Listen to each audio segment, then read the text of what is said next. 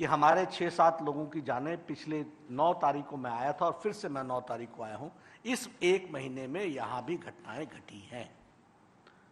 Mister ओलेन Roy Siliguri के, सैकल बोवाल, सुखदेव प्रमाणिक, अशोक सरकार और अमूल्य मंडल, इन लोगों ने अपनी जानें गंवाई हैं और यह टीएमसी के हाथों,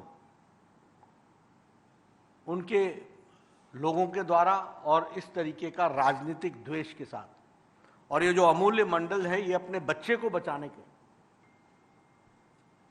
बचाने में इन्होंने अपनी जान गंवाई है।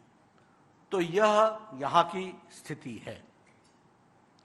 पिछली बार जब मैं आया था तो मैं फिशरमैन के साथ मिला था और डायमंड हार्बर पर जाकर के भी मैं मिला था।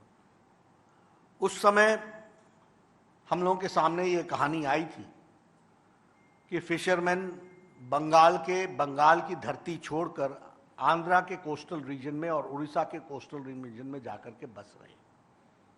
ये प्लाइट है। आज सवेरे मैं किसान की रैली में, सभा में,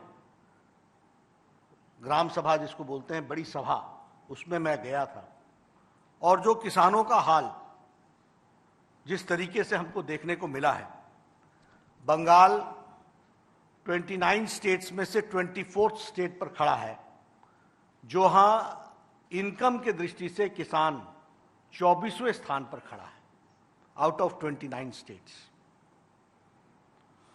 उसी तरीके से प्रधानमंत्री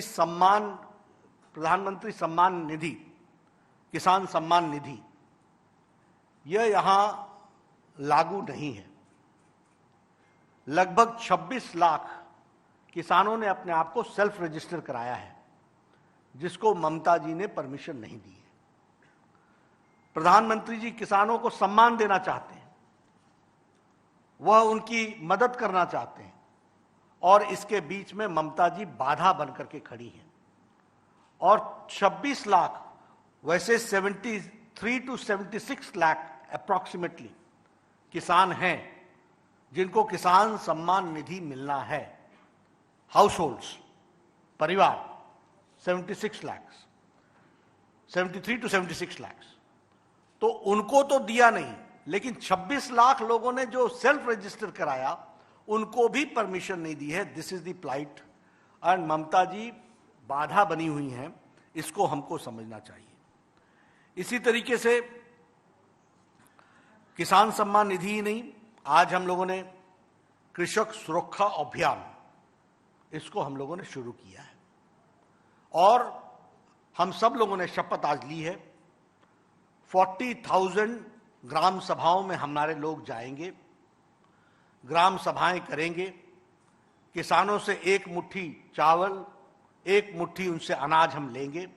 आज मैं 4 घरों में गया था, मैंने भी किसानों से अनाज लिया और सौगंध खाई, प्रण लिया कि हमारी सरकार आते ही आपको किसान सम्मान निधि से सम्मानित करेंगे और साथ ही साथ किसानों को हम मुख्य धारा में आगे लाने के लिए हर संभव प्रयास करेंगे और उनके जो इश्यूज हैं उन इश्यूज को हम एड्रेस करेंगे। इस बात को हम लोगों ने कहा है। आज मैं वर्धमान क्षेत्र में हूं। वर्धमान 2 बातों के लिए जाना जाता है। एक तो राइस बोल,